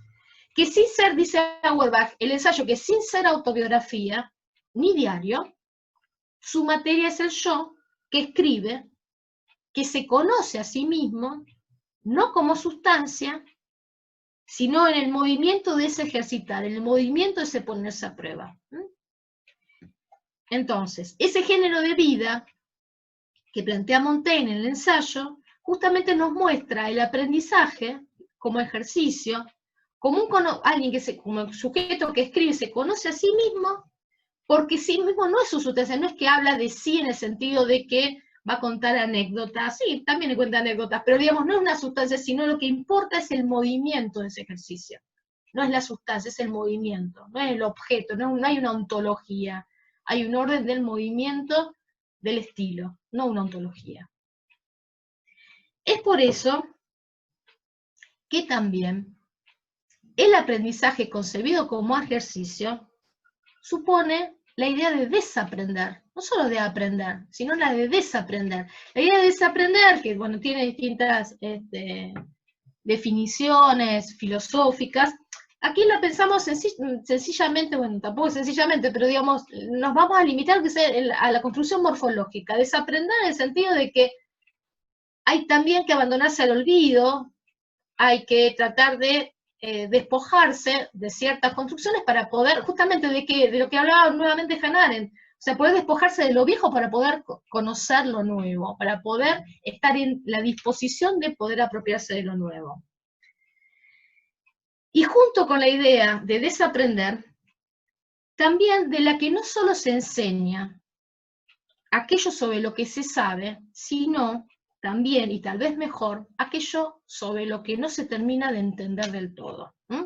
O sea, no solamente enseñamos, ¿sí? Enseñamos aquello que sabemos, sobre aquello que tenemos certezas, sino que también enseñamos, tal vez mejor, aquello que no terminamos de entender. ¿En qué sentido? En qué sentido de que justamente aquello que no terminamos de entender es que lo que nos permite mostrar el movimiento de ese aprendizaje, mostrar cómo se construye ese aprendizaje. Si lo damos por obvio, si lo damos por sabido, si lo damos por conocido, no podemos ni aprender, o sea, ni podemos construir nosotros la novedad, ni tampoco transmitir la novedad. No hay forma de transmitir la novedad cuando a nosotros nos parece obvio algo. Eso nos pasa mucho, bueno, aquellos que hacemos muchos años que damos clase, hay temas que hay que olvidarlos en algún momento porque uno dice, pero ¿cómo no se dan cuenta de esto? Y digamos, nosotros tampoco nos damos cuenta de eso cuando aprendimos eso. Pero hay que poder conservar esa experiencia de la novedad, porque si uno no conserva esa experiencia de la novedad, no puede transmitir esa novedad. No puede transmitir tampoco el entusiasmo, la pasión, nada, porque justamente lo dio, ya no puede aprender. Si uno no puede aprender cuando enseña, no puede enseñar. Porque justamente está faltando esa ética de la educación, que es permitir la novedad en el otro, que acontezca la novedad en el otro. Hay una cita, un fragmento de la lección inaugural de Barthes, muy linda, que dice esto, ¿no? Siempre de alguna manera volvemos a Barthes, en donde él contraría, ¿sí?, el imaginario de la correspondencia entre el paso del tiempo, esa idea de que de adolescentes nos volvemos adultos, de inmaduros maduros, y el aprendizaje como ganancia, el hecho de que como somos más viejos, o porque hace más años que conocemos algo, lo sabemos mejor. Es decir, el hecho que hemos capitalizado un aprendizaje, que es la idea de, digamos, más horrorosa, digamos, del aprendizaje, la idea de que uno adquiere como si fuera un capital, la idea de capital cultural, digamos, diría Bourdieu, la idea de un capital cultural, la idea de un conocimiento que se conserva, ¿no? Pero lo más interesante es que el camino de la vida no lleva a la construcción de ese capital, sino todo lo contrario. Barthes dice todo lo contrario, dice esto. Dice, hay una edad en la que se enseña lo que se sabe, pero inmediatamente viene otra en la que se enseña lo que no se sabe. Eso se llama investigar. ¿Qué quiere decir investigar ahí? Ese abandonarse a la aventura. O sea, permitir que algo nuevo acontezca, permitir que algo nuevo se aprenda, permitir transmitir algo nuevo. Quizás, dice, ahora arriba la edad de otra experiencia, dice Barthes en la lección inaugural, la de desaprender, de dejar trabajar a la recomposición imprevisible que el olvido impone a la sedimentación de los saberes de las culturas, de las creencias que uno ha atravesado, es decir, de todo aquello con lo que uno carga con el paso del tiempo y que le va haciendo, lo va volviendo viejo, lo va volviendo, le va, a ver, justamente ese envejecimiento del que hablaba Sabater, bueno, yo lo hacía hablar al comienzo de esta clase, es decir, el hecho de que nos volvemos viejos porque no tenemos ninguna experiencia de la novedad, no podemos transmitir ninguna experiencia de novedad, porque ha caído sobre nosotros el peso de la sedimentación de los saberes, de las culturas, de las creencias que uno ha atravesado. Por eso, ¿cómo define la sapientia? O sea, el alcanzar esa sabiduría, eso que aparecía en ese currículum vitae como un logro. Sapientia. Ningún poder. Un poco de prudente saber y el máximo posible de sabor. Sapientia. Ningún poder, un poco de prudente saber y el máximo posible de sabor. El máximo posible de sabor, para mí, es justamente la idea de la novedad, la idea de poder expresar lo nuevo, de poder aprender. Ese es el máximo posible de sabor, que algo tenga gusto. Hay una hermosa canción de Palito Ortega, creo que dice sabor a nada, nuestro tiene sabor a nada, ¿se acuerdan de esa canción? ¿La conocen? ¿La escucharon una vez? Bueno, lo nuestro ya tiene sabor a nada, creo que es de Palito Ortega, miren la referencia, paso de derecha a Palito Ortega, pero bueno, creo que dice algo así, es porque no hay novedad, no hay novedad, no hay novedad. Justamente el máximo posible de sabor es aquello cuando se aprende, cuando la vida recomienza, porque algo nuevo ocurre. Y no tienes una novedad en el sentido de la moda, no es la novedad en el sentido de la moda, es en el sentido del desaprender, ¿no? Es en el sentido del desaprender, del olvidar. Es esa complejidad de esta experiencia de aprendizaje, unida al olvido, a la tarea siempre inconclusa del saber, la que puede verse en Vina Comala.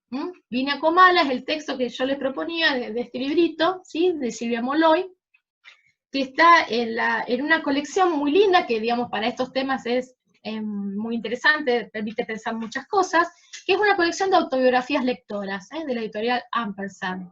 Hay varios textos de otros autores, de Daniel Link, de Alan Paul, bien, Jorge Monteleone. Bien, entonces en Vina Comala, el texto de Silvia Molloy, Molloy es la misma autora de Silvia Molloy, ¿no? ¿Se acuerdan todos? Es la autora de Acto de Presencia, la autora que construye el concepto de autofiguración que hemos leído, ¿no? Que es narradora, aparte de teórica. Bueno, Silvia Molloy es argentina, pero radica hace muchos años en los Estados Unidos, y ha sido profesora catedrática de literatura latinoamericana en Princeton, en Yale, en New York.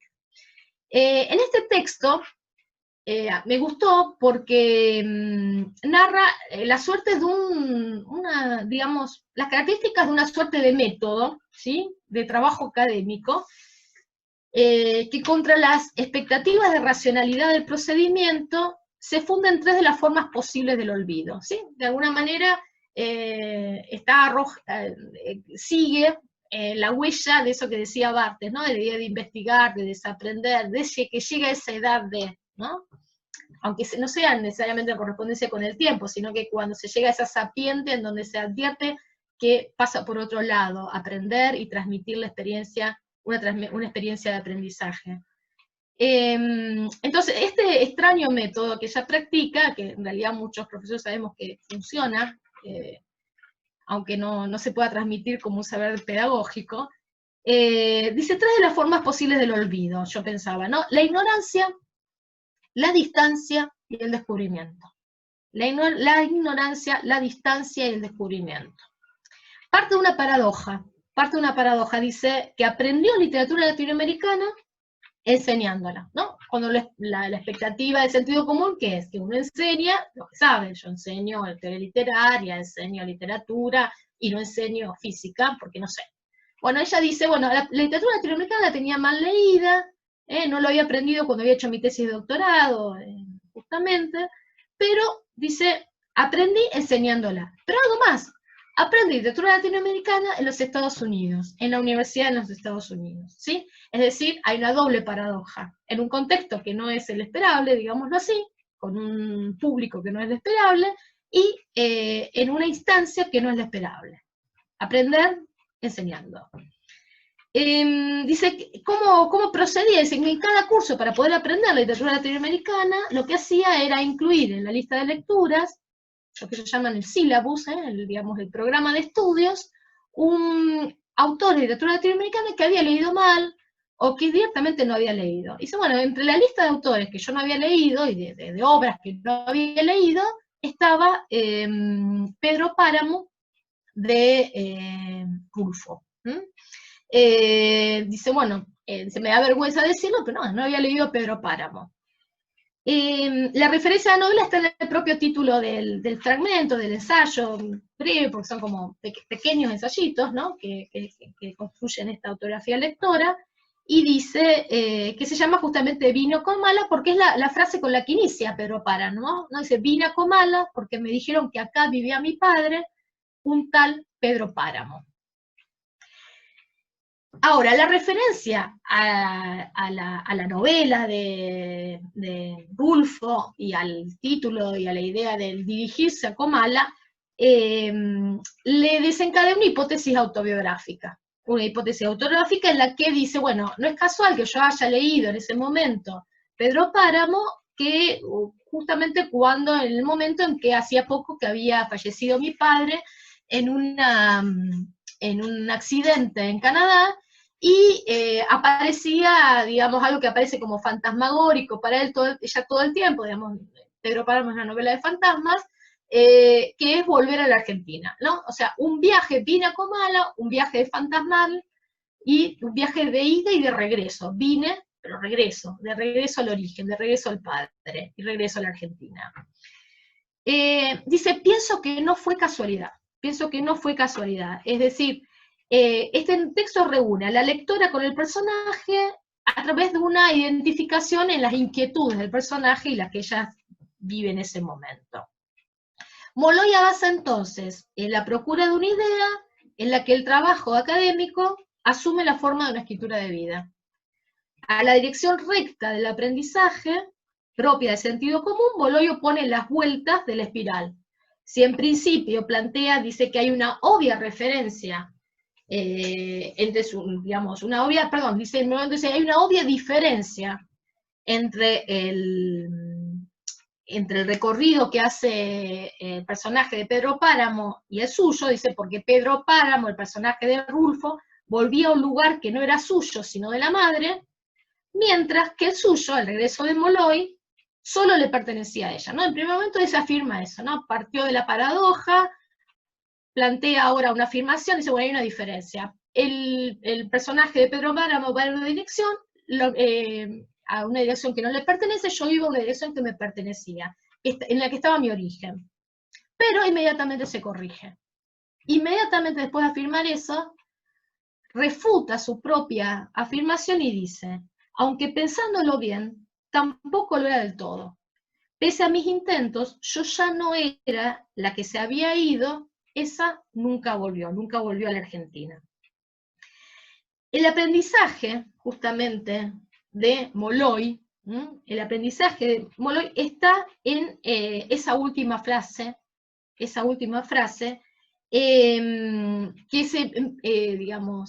evoca, digamos, el texto de Walsh, de que en cualquier momento puede volver a empezar. Es decir, si había afirmado que había una diferencia entre ella y el personaje de Pedro Páramo, inmediatamente la rectifica, y uno ve en ese movimiento la posibilidad de que eso continúe, ¿no? De que bueno, pone el punto final ese ensayo, porque pasa a otro ensayo que compone este texto, pero podría seguir dándole vueltas, si ella era la misma que si volvía a un lugar que le pertenecía o no pertenecía, y todo eso en el estudio de su trabajo académico, en el estudio de una obra, entonces se produce un proceso de identificación.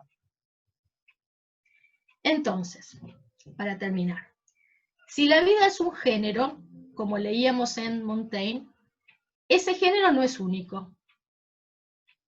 Concebida como aprendizaje, diferenciamos las lecciones de vida de la educación del ciudadano que inventó el Bildungsroman clásico, ¿no? Ese es un género, las lecciones de vida de la educación del ciudadano, y la vigilancia moral de la consistencia de una vida por la autobiografía. La consistencia de una vida es, bueno, a ver, aquel que era yo antes, ahora soy el mismo. La consistencia de una vida por la autobiografía. Esos dos géneros, esas dos formas de contar la vida, se oponen a otra, que es la aventura que representa el ejercicio del ensayo. Es la aventura que representa el ejercicio del ensayo, donde se ensaya Walsh en su nota autobiográfica, se ensaya Molloy en su nota, en donde repasa su enseñanza de literatura latinoamericana en los Estados Unidos. Dice Barthes otra vez lo traemos a Barthes en una carta a un amigo. Vivo, escribo, según la literatura. Vivo, escribo, según la literatura. Intento vivir según los matices que enseña la literatura. Según los matices que enseña la literatura. La literatura enseña matices según los cuales él vive y escribe. Fíjense que incluso la construcción gramatical, ¿no? lo manifiesta como una sustitución equivalente. Vivo, escribo, según los matices que enseña la literatura. ¿Acaso sea eso? Podríamos pensar, podríamos especular. Lo único que se aprende en una vida. Lo único que se aprende en una vida. ¿Cuál es el género en que se cuenta o en el que queremos contar nuestras vidas? ¿Cuál es el género en que se cuenta o que queremos contar nuestras vidas? Y hasta la próxima vez, es decir, y hasta que volvamos a dar una vuelta, que volvamos a empezar, porque dijimos que la vida empieza cada vez que aprendemos. Entonces, ¿cuál es el género en que queremos contar nuestras vidas? Según los matices que enseña la literatura, dice Barthes, ¿no? Bueno, esta sería la idea de algunas de las ideas del recorrido que yo quería proponerles el día de hoy. Algunos de estos aspectos van a volver con las clases de Alberto sobre el ensayo, otros aspectos van a volver cuando en la segunda parte del año trabajemos la autobiografía y la novela de aprendizaje. Lo importante es que ustedes, bueno, desarrollen la disposición para poder ir encontrando estos sentidos en los nuevos objetos y en las nuevas discusiones que planteemos, ¿sí? Bueno, Alberto, ¿vos querés decir algo, cerrar la clase, o si no, dejamos aquí? ¿Les parece? ¿Sí? No sé si tenemos tiempo para algunas preguntas, comentarios. Sí, no, yo porque no me quería exceder por el tiempo, porque empezamos más tarde, pero claro que sí. No.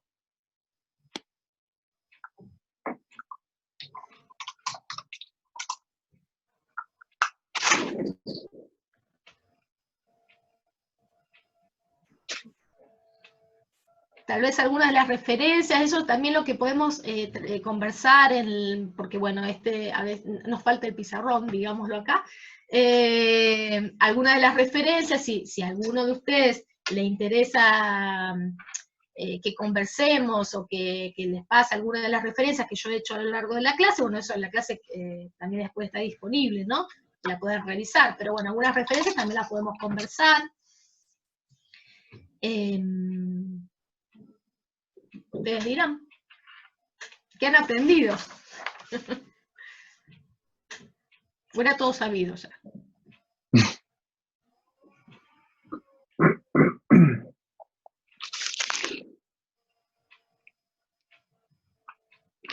Bueno, entonces... Ahora que no estoy en la posición de expositor, me doy cuenta que si siempre es difícil hacer preguntas en los teóricos, es mucho más difícil a través de Zoom. Quiero decir, me estoy poniendo en el lugar de ellos, ¿no? A mí no me costaría ponerme a hablar, pero digo, uy, qué difícil, porque la distancia de lo virtual realmente inhibe, vuelve más espectacular el hecho de preguntar, y uno querría a lo mejor simplemente preguntar. Ahora sí. La falta del espacio compartido, la falta de espacio compartido es una impresión de que Claro, uno está hablando solo. Estás solo y a la vez estás muy expuesto. Apareces en una pantalla y, quiero decir, esa mediatización hace que como que tenés la idea de que vas a tener que hacer un espectáculo, que siempre es algo desagradable cuando uno quiere preguntar, o qué sé yo. Y creo que ahora, claro, me doy cuenta, veo los cuadraditos y digo, ¿y quién se va a animar a salir y a decir algo, qué sé yo? Pero bueno, después están los otros. Luis, ahí está levantando la mano Luis. Mira, ahí. Pienso, ¿se escucha, no es cierto? ¿Se me escucha bien? No te escucho, ¿vos sabés? Hace un tiempo que estoy teniendo problemas con el micrófono acá, para nada, en absoluto. Ay, no, ahora me estoy acercando, espera, dame 2 segundos que me pongo los auriculares y a lo mejor te escucho mejor. Dame, a ver si te escucho mejor. A ver, yo Sí, lo ahí te que escucho bien. pienso con respecto a la cuestión esta de levantar la mano, intervenir de alguna manera, preguntando o como de lugar, estaría como un poquito, digamos, como que hay aquí en esto de que todos tenemos las cámaras cerradas, más allá del micrófono, porque para hablar en todo caso podríamos, no nos vemos las caras, o sea que el modelo que eligió la cátedra para que nos estemos presentando sin los rostros, digamos, pone una distancia, porque el otro día en un Zoom que hicimos con el profesor de italiana, que él abrió todas las ventanas, los chicos hablaban, pedían la palabra, encendían el micrófono y se iba dando una charla, pero acá no sucedió nunca, o sea, tengo la sensación de que eso tiene que ver con el hecho de que no nos vemos las caras, vemos los nombres escritos ahí, parece, es como un nicho de cosas que para mí distancia.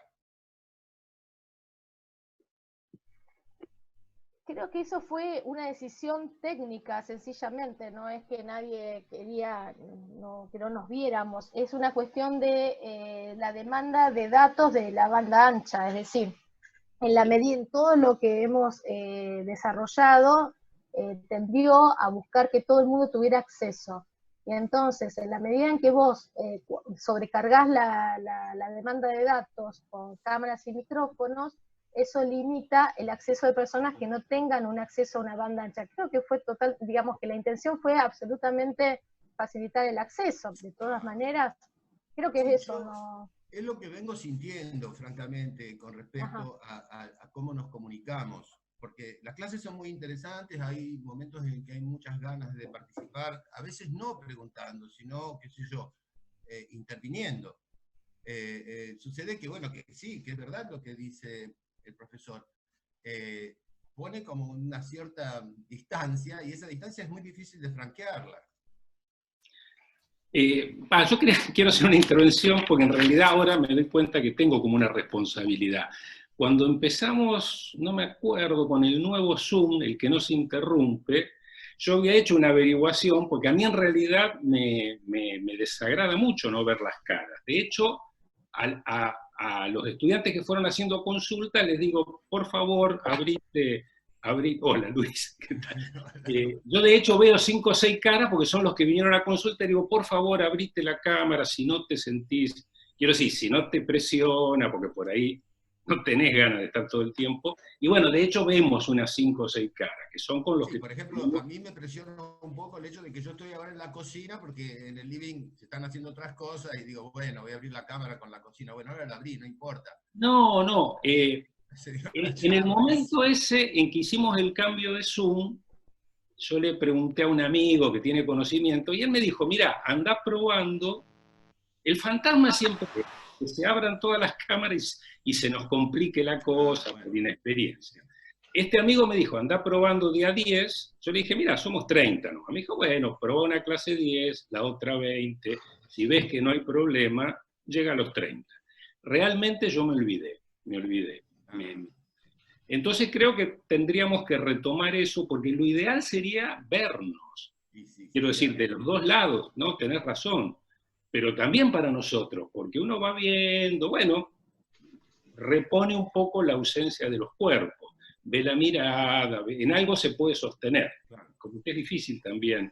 Entonces, bienvenida sea la intervención de Luis, porque creo que tenemos que probar, justamente. También me parece interesante, digamos, como problema teórico, pensar también las interacciones, en el sentido de que, por ejemplo, yo relevaba este diálogo que había mantenido con una de las chicas, que me había contestado. Vos también me contestaste en esa ocasión, digamos, pero bueno, yo tomaba ahí de una cuestión en particular, porque bueno, también ahí es interesante pensar de que más allá de esta cuestión de el verse en la cara o no verse en la cara y de la imagen, hemos abierto vías de comunicación muy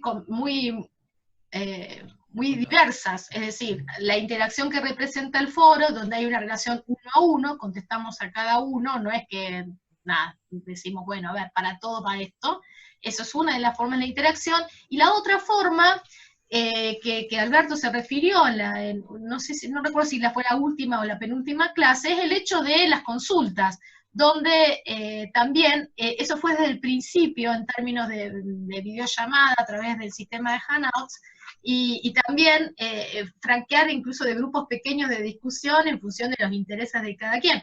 Así que bueno, si bien también estuvo esta situación que, insisto, la expectativa fue franquear el acceso, todo lo contrario, de no acceder, sino de habilitar el acceso para que todos pudieran participar de la videollamada, al mismo tiempo hubo todos esos espacios, o sea que tenemos 3 espacios, aparte del correo, ¿no?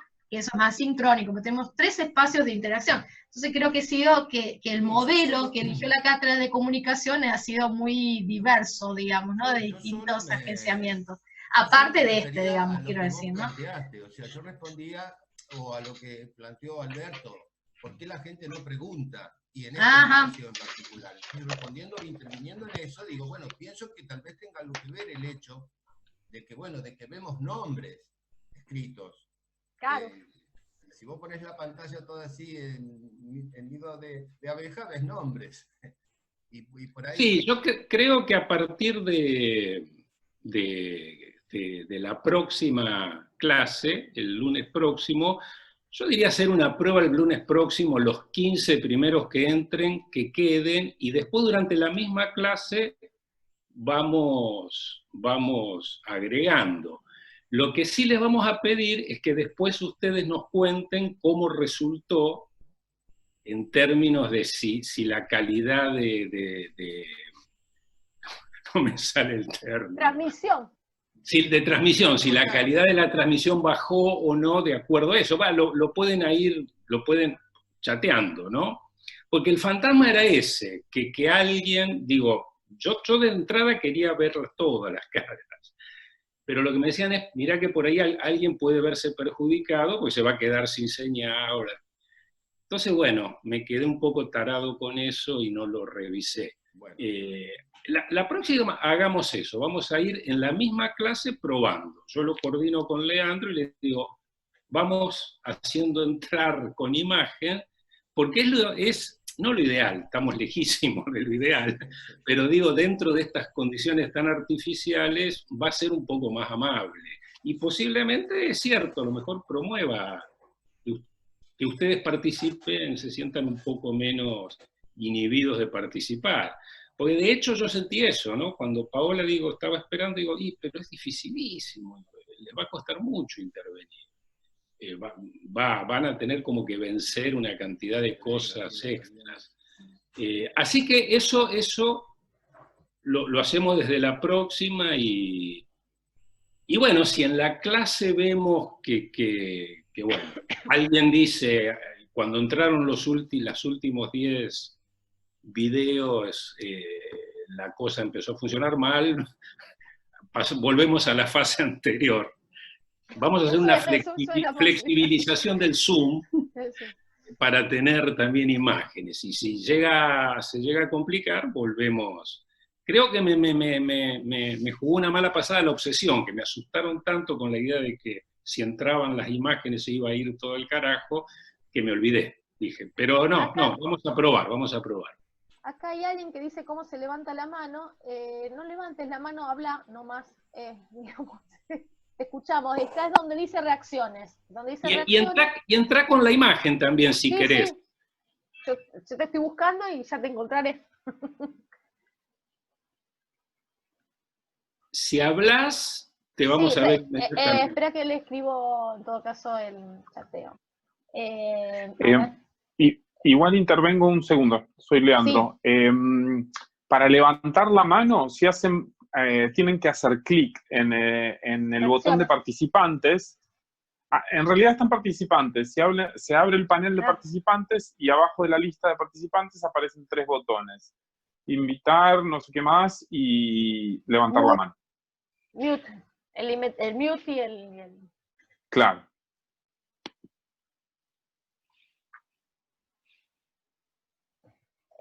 Porque en la Hola. ahí estamos, Lenovo, figura. ¿Podés abrir la cámara? Así de paso probamos.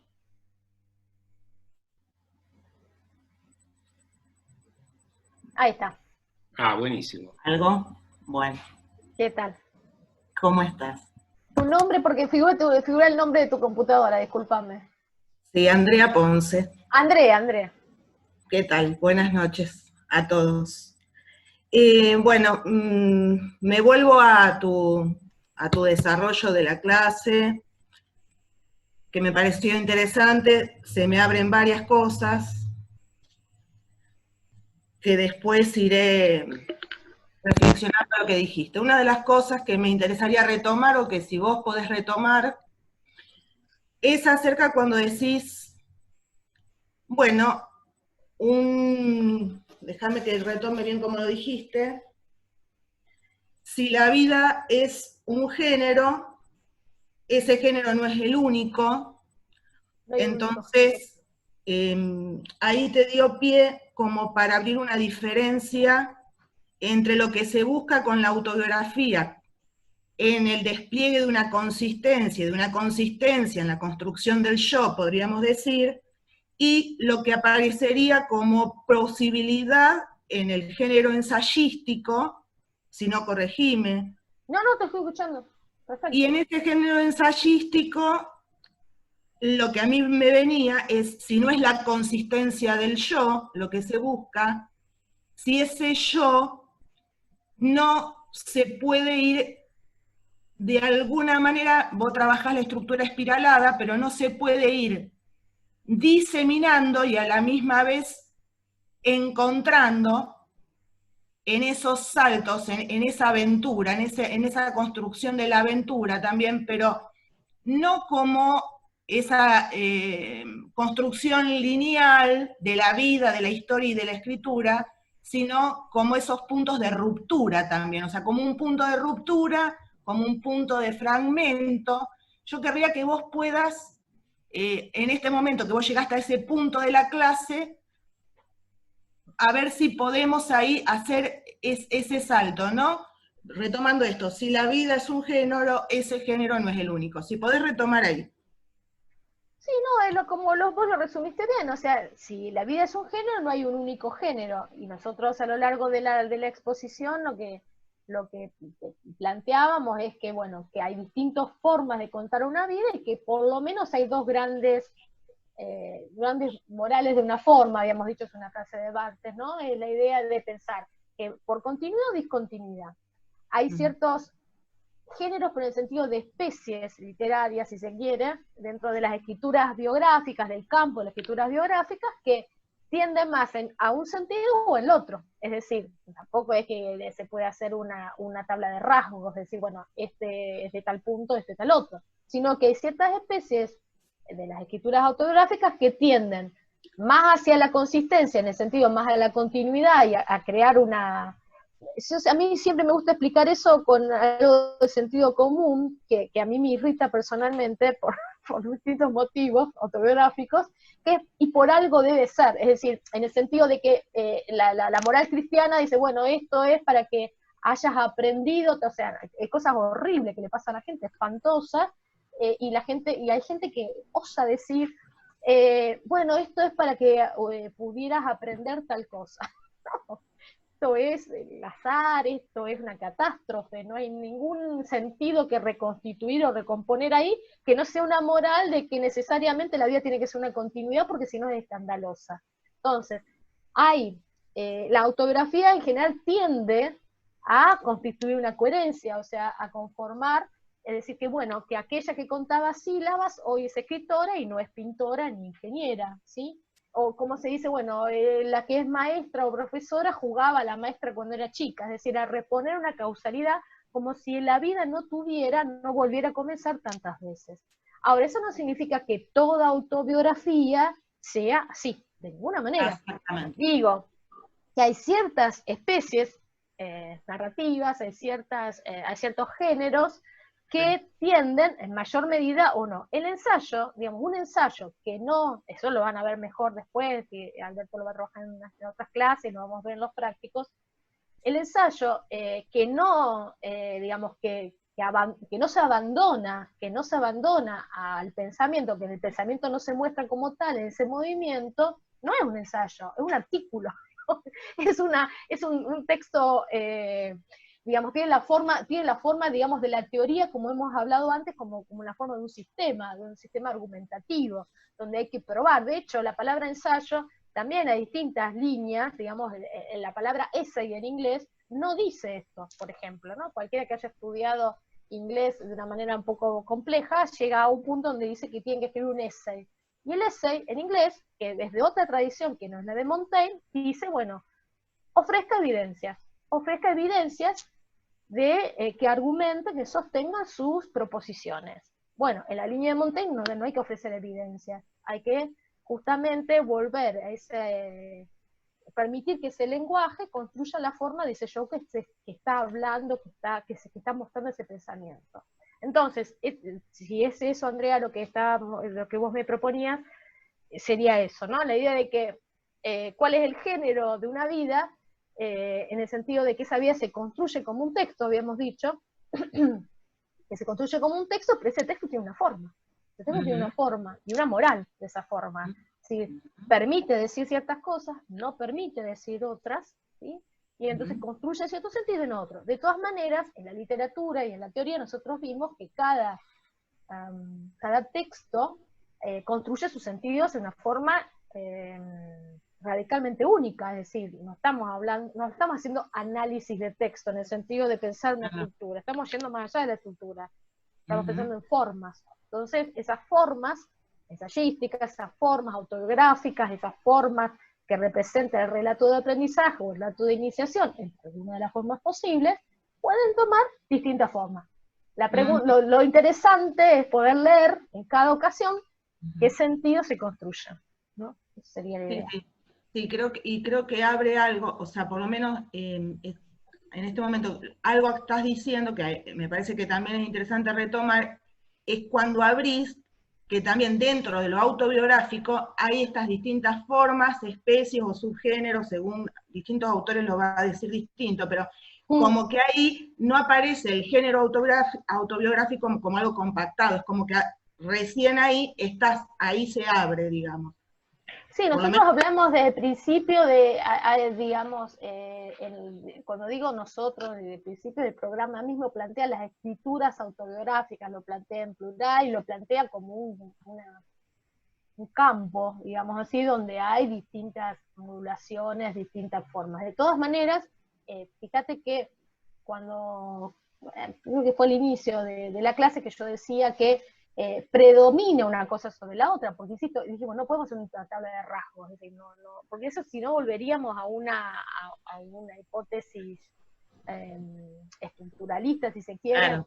Ni siquiera tampoco, digamos, una idea lingüística de la composición de un texto que tiene una cierta idea de composición, justamente idea de una composición o de una lógica, cada texto en particular, fíjate que yo le comparé el texto de Briante con el de Walsh, justamente, digamos que serían de la misma especie, si se quiere, ¿sí? Son notas autobiográficas, pero sin embargo, una funciona como prólogo, la otra no, uno construye una determinada trayectoria del volverse escritor y otro otra forma, ¿no? Y hay que ir jugando en cada ocasión, para poder ver la novedad, justamente, para poder aprender, para ver la novedad, a ver, bueno, ¿qué dice de nuevo qué dice? No que vuelve a decir. Eso es proceder con un método. Eso no es leer críticamente, eso es proceder con un método. Y bueno, a ver, tengo este molde, lo veo acá, lo veo allá, y los textos se deberían, en lugar de mostrar su novedad, su sujeción a esa forma prevista, ¿no? Esa sería la Gracias. idea. No, por favor, a vos por la pregunta. ¿Alguien más le gustaría comentar algo? No hace falta, una pregunta también es una idea que pudo pensar durante la clase a propósito de otra cosa.